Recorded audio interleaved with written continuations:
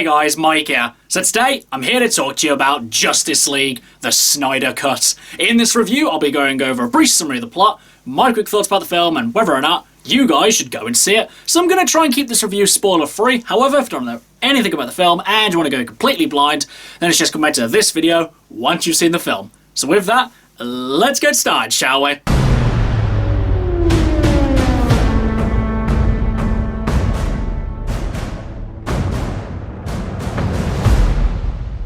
So Zack Snyder's Justice League stars Ben Affleck, Gal Gadot, Henry Cavill, Jason Momoa, Ray Fisher and Ezra Miller as the Justice League. In Justice League, after the death of Superman, Batman must team up with Wonder Woman to collect other metahumans to defend the Earth against an incoming alien invasion of catastrophic proportions. And so we have Justice League. So guys, like many of you, I saw the original 2017 version of Justice League.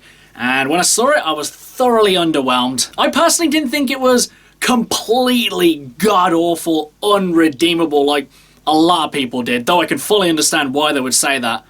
But to be honest, a movie like Justice League cannot be average. I mean, imagine if the first Avengers movie was just that wouldn't have done much to start up a franchise and build Marvel into like the juggernaut that it is today. So obviously Justice League, you couldn't do that either. But unfortunately it was the case. Now, obviously there were multiple things that went into this.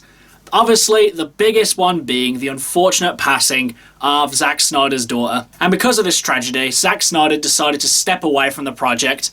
At that point, Joss Whedon took over. Now honestly, Joss Whedon had a very thankless task. He had to take over someone else's project about halfway through and try and at the same time maintain the guy's vision, whilst at the same time, putting his own spin on it.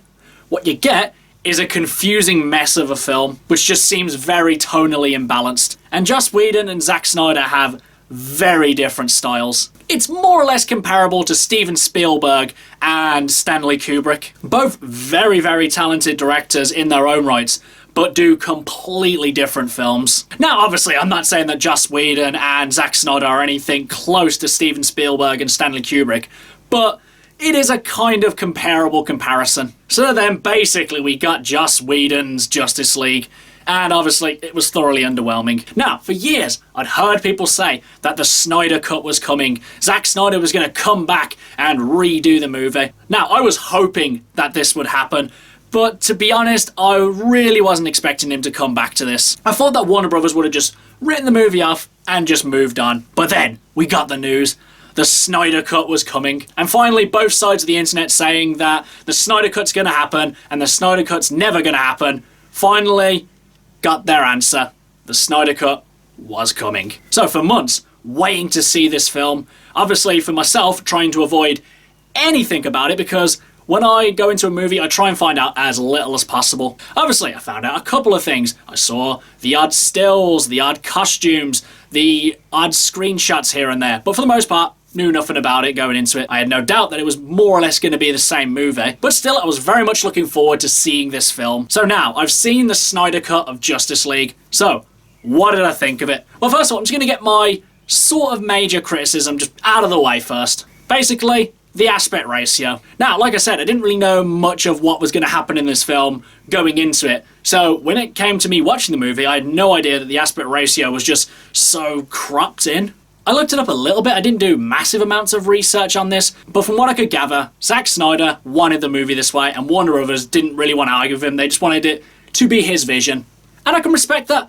If the guy wants his movie this way, then, more power to you. But to be honest, in my opinion, you're making this big, grand superhero movie that you want people to be, blown away by. Why would you want to just show us less of that? Now, to be honest, I could have just changed the aspect ratio on my TV or something like that. But to be honest, this was the guy's vision, so I wanted to experience it the way that he intended it to. So I watched the movie in its cropped aspect ratio. And at first, I gotta admit, it was very distracting. I was trying to not focus on it, but the more I tried not to focus on it, the more I ended up focusing on it. Thankfully though, my overall enjoyment of the film ultimately distracted me from the aspect ratio. But nonetheless, it was something that I just wanted to bring up. But anyway, let's get into the main points of the film. The real question you've got to ask yourself about this new version of the movie: is it better than the original 2017 one? And that is a very easy yes. This new version of Justice League is infinitely better than the other one. The effects are better, the story makes more sense, even though it is basically the same story, it just works so much better. The characters are actually given more to do and actually given proper personalities. Like for me, the biggest one is Cyborg. In the original cut, Cyborg was just the mopey robot. He didn't really have much going for him in terms of personality. It was just, it sucks being a cyborg. Hold on, let me just split these boxes. That was pretty much everything he did in the other movie. Obviously, he still does that, but there's just so much more to him, so much you can actually explore, and there's just so much that you can actually get excited about his character. For me, my first experience of the character Cyborg was from the Teen Titans cartoon, and these two characters are really kinda nothing alike. I would just hope that Ray Fisher in the future tries to blend the two a bit more together. He can still be the brooding robot who really thinks about, you know, like how it basically sucks to be a cyborg, but at the same time, he can be a bit more, you know, upbeat and maybe work in his catchphrase every now and then. But nonetheless, I still really look forward to seeing what Ray Fisher does with the character in the future. And as well, Ezra Miller's Barry Allen. I did like him in the original one, but for the most part, he was just the comedic foil. He was just the guy who was there to be fast and say funny things. Whereas in this new cut, he's actually got a bit more personality to him. He's actually got hopes, dreams, desires that are actually explored a bit more. So again, another brilliant character work. And as well, Jason Momoa's Aquaman is given a bit more character as well. Though to be honest, I don't think they had to worry about his character as much because he obviously does have his own standalone movie where the character is explored a bit more. So I don't think they really had to worry about him so much when that other movie does exist. But nevertheless, they did a better job with him. And with Wonder Woman's character, I was, to be honest, very happy to see her again, even though the last time I saw her was in Wonder Woman 1984. And to be honest, I think she's more or less the same in this one as she was in the, you know, other version of the movie. But what I really liked is that they actually made her feel more like a super-powered human being. The speed and finesse in which she moves in this new version is incredible. The bank heist scene was awesome and really did a great job of showing off Wonder Woman's power and speed. And as for Batman and Superman, again, more or less the same characters. Obviously with some rework scenes, but for the most part, they're more or less the same in this one. And as well, Steppenwolf. Now, it's kind of odd how they didn't really change that much about him, but yet made him a bit more of an interesting character. First of all, the look, you know, he looks a lot better. The CGI looks a lot more crisp, and he actually looks a lot more scary. That was one of the stills I saw before seeing the movie, where, you know, you got the top side of his body and he's just basically looks like he's got more spikes, and I thought, ooh, are they going a bit overboard with this one? But you know what? They actually did the character justice, made him a bit more focused in his goals, and made him just a more rounded character. Though at the same time, he's not exactly one of the most layered of supervillains out there. He's probably comparable with the earlier Marvel villains in the MCU. You just about remember their name, but you don't remember much of what they do. Though actually, I will say another thing I was a little bit disappointed with was the fact that in a runtime that is twice as long as the other one, you got to see less Green Lantern. I mean, obviously, it's not Hal Jordan, John Stewart, Guy Gardner, or Kyle Rayner Green Lantern. You know, it's, I don't know what the name of the Green Lantern in this movie is, but somehow they actually used less Green Lantern. And I thought that was a shame. That was one of the hype moments for the fans, seeing Green Lantern again. And it was disappointing in the original cut to see the Green Lantern's time cut a little short. And it's just as disappointing now to see his time cut even more. I'm not sure what the reason as to why they gave it less screen time. Maybe the studio's still really scared of the stigma of the Green Lantern franchise. But in all fairness, Ryan Reynolds' Green Lantern movie came out over 10 years ago. I think you can take a leap of faith with the character. It wasn't the character's fault that the movie was bad. It was pretty much everyone else's fault that the movie was bad. And as well, with this movie being twice as long as the other movie, coming to over 4 hours long, there are obviously going to be a lot of additional scenes. And for the most part, about 95% of the time, all of the scenes felt purposeful, gave a lot of layers to the story, and allowed the world to actually build and breathe and feel like a real living place. And it felt like it gave you more time to immerse yourself into the story. Having said that though, there were one or two scenes which felt like they were there for a bit of padding and just to be a little bit artsy. For every 9 scenes that add a bit more intrigue and mystery and overall world building to the whole film, you get one scene which is just there for just let's add it, why not? Which, to be fair, ain't bad. And as well, another thing I'm glad they got rid of is a lot of Joss Whedon's kind of silly comedy. I mean, don't get me wrong, Joss Whedon's comedy works really well with the right characters. It works brilliantly with the Firefly characters. It works brilliantly with the Avengers characters. But with what Zack Snyder was going for with the Justice League characters, and to have Joss Whedon kind of put this spin on them, it just really didn't work. And a lot of these scenes were very cringy. Like Barry trying to awkwardly get a fist bump from Cyborg. Like when Barry kind of lands on Wonder Woman and stands himself upright like, ooh, I shouldn't have done that. Or when Aquaman sits on the lasso of truth and tells everyone that he's scared of going into the battle and that Wonder Woman's hot. Pretty much all of the scenes like that are gone. That's not to say this film is completely devoid of comedy. Far from it.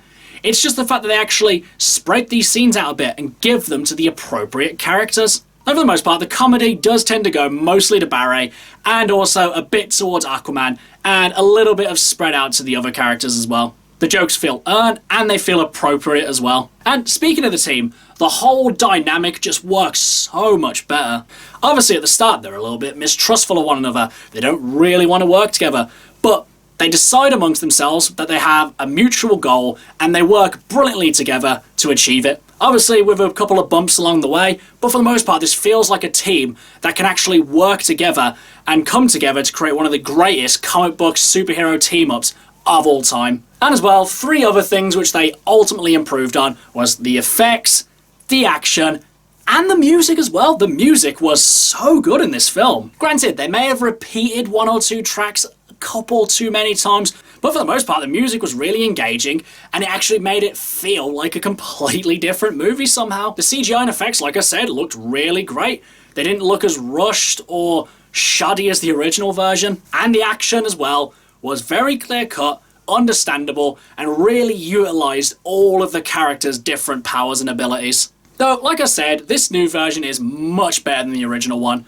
Though, I think some of that comes down to the fact that the original one was so bad that this one kind of gets held up a lot more because of the shoddy quality of the original one. Don't get me wrong, I still love this new version of the film, though I think part of the reason as to why people like it so much is that it is much better than the other one. I wouldn't say that's my overall opinion, it's just something that you should consider when watching this film. And also, when watching this film, I think if you are going to compare it to the MCU, you shouldn't think of it like Infinity War or Endgame or even Civil War. You should think of it just like the first Avengers film, because this is the Justice League's live-action first outing again. So I think it is much more fair to compare it to the first Avengers film as opposed to the later entries in the MCU. I mean, if you like Zack Snyder's Justice League much more than the other MCU movies, then you know what, more power to you, I can respect that opinion. And after watching this film though, do I think it's the best movie in the DCEU? I would say yes and no. Actually, to be fair, I would say that it's on par for me with Aquaman. Aquaman blew me away. I did not expect that movie to be as good as it was. And to be honest, if the 2017 Justice League never existed and I saw this one for the very first time, I would probably say that this one was probably better than Aquaman, but to be honest, I'm just going to say that Aquaman, Zack Snyder's Justice League, are on par as the best movies in the DCEU. Overall, guys, Zack Snyder's Justice League was everything I was hoping it would be, and more. They did much better character work, much better action, CGI, storytelling, and it really sets up a lot of interesting things for the future, and introduces some new characters to the franchise, which I'm very much looking forward to seeing what they do with in the future. But now, as for whether or not, you guys should go and see it. Now, I think probably one of the biggest things that people might be a little bit hesitant to watch this movie for is the runtime. This is an over 4-hour long movie, but at the same time, this movie is split into parts, so if you wanted to watch this in 6 or 8 different sittings, then by all means do that. But if you want to watch this movie truly how it should be watched, just take some time and watch it as just one straight run. It'll just make it feel like such a more rewarding experience. And I can finally say that I am again excited to see what the DCEU has to offer. And the next movie being James Gunn's Suicide Squad, which I cannot wait for. Okay guys, that's my review of Zack Snyder's Justice League. Long overdue and very welcome. If you've seen it, what did you think about it? And do you think that the Snyder cut of Justice League is better or worse or about on par to the original 2017 version. Whatever you think, drop it in the comments below. Until next time, I've been Michael. See ya!